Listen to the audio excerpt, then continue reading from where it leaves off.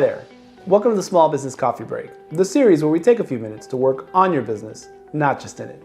Today we're talking about how business owners should decide what kind of marketing they should be using with Will Dukes of Sales Partners Florida. Will has over 12 years of experience helping small businesses cultivate clients and build their firms. So grab a cup of coffee and let's get into it.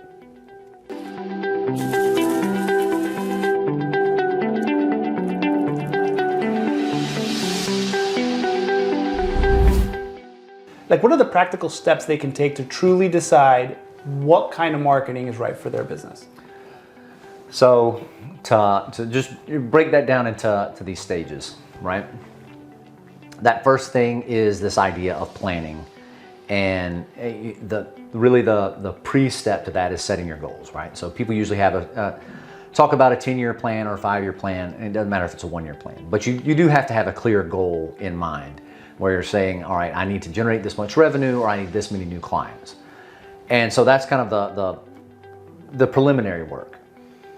But then when you start to lay out a strategy for your marketing and sales to that, then is that question of planning. So what are you selling, who are you selling it to, and when? Mm-hmm. Some people have seasonality in their business and they're like, all right, this is the prime time for XYZ. Other people not so much. But if you do, you got to think about when. But when you get clear on that target market, and I mean super clear, then you can start to build out everything else. And we don't even have time to dig it out. I'm probably going to do a workshop at the beginning of next year just talking about defining your target market. Because most people say, I'm going to sell to insurance agents, right?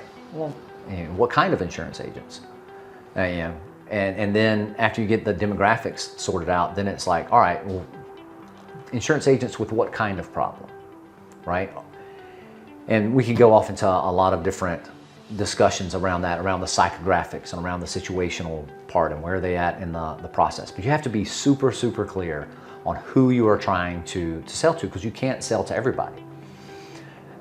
Then once you have that idea of the plan, then we say you have to prepare the soil, right? And Alamo Farm, when you prepared the soil, it was all about creating this fertile environment where you could plant a seed and that seed was going to germinate and then be able to grow. And so for us, that's all around the branding. So once you're clear on this is what I'm selling and this is who I'm selling it to, all right, what kind of content or what can you do to create trust and credibility?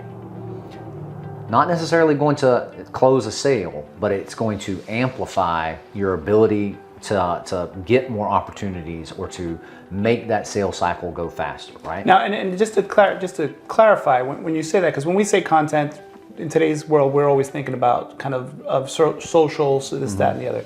Content from that perspective is connections you make, places you're seen, places you speak at, literature you're putting out, like anything that you could use to capture attention. Let's keep the conversation going. If you have any questions you'd like